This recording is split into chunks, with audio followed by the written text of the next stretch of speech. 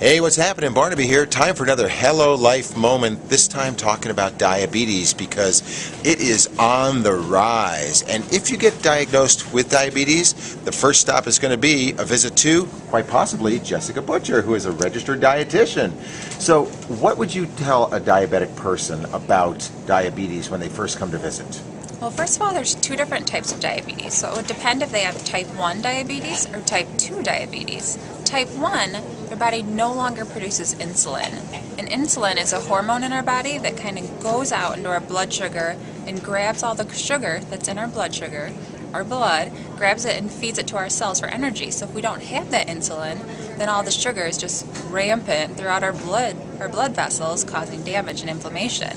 But on the other hand, if you have type 2 diabetes, you still have some insulin. It's just maybe not, it's starting to get a little bit lazy. It's not really doing its job very well, so it's not picking up all the blood sugars. But either way, it's really important for you to keep an eye on all the carbohydrates that you're eating. And there are two different types of carbohydrates. There's simple and complex. And then there's a little kind of a guide to guide you through this morass of which is good, which is bad, how much should I have, and that is the glycemic index. Can you explain that to us? Yeah, the glycemic index, rather than just looking at, simple carbs or complex carbs, it actually looks at how those carbohydrates affect your blood sugar levels. So blood sugar levels, depending on the type of food you're eating, it gets rated with the glycemic index by telling it, how fast your blood sugar spikes.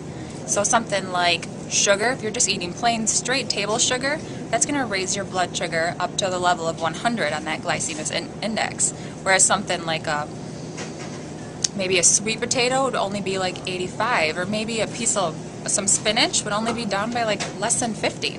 And so it's kind of a delicate balance come dinner time, lunch, whatever meal you might be having to manage your glycemic index. And so there's a bit of a guide of numbers that we can offer you, and that is?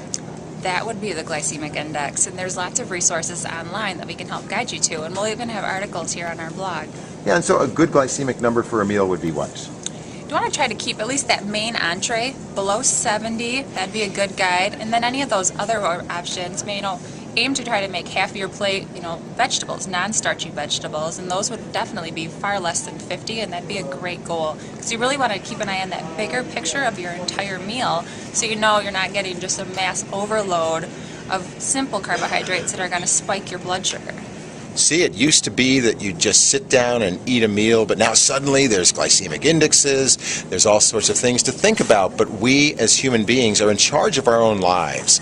It's daunting, I know, but all you need to do is check in with HelloLife.net for good information about how to live the best life possible, because we are all about matching your commitment to a healthy lifestyle.